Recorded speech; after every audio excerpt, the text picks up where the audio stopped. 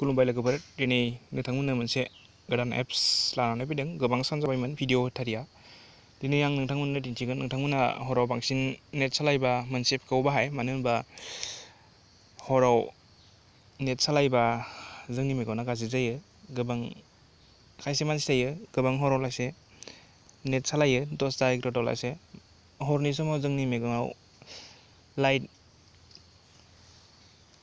स्क्रिननि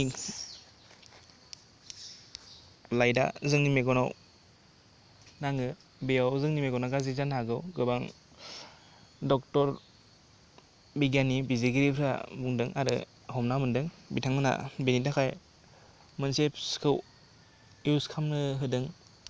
बे एप्सनि मुङानो जाबाय,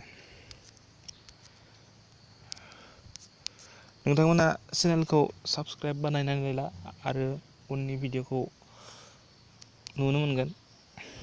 गिबियावनो जोङो प्ले स्ट'राव थांनि।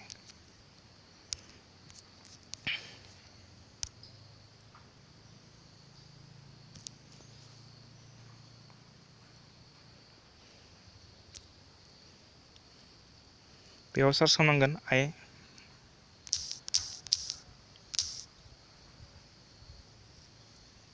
आइ प्रटेक्टर फ्रम स्क्रिन लाइट। बे एप्सखौ बाहाय। बेनो बे एप्सखौ बाहायबा मेगननि खहा जाया।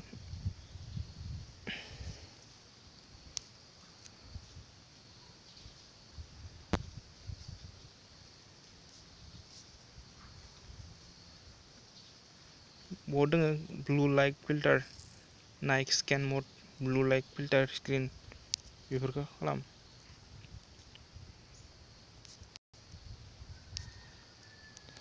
अके, दिनै दोनथ'बाय।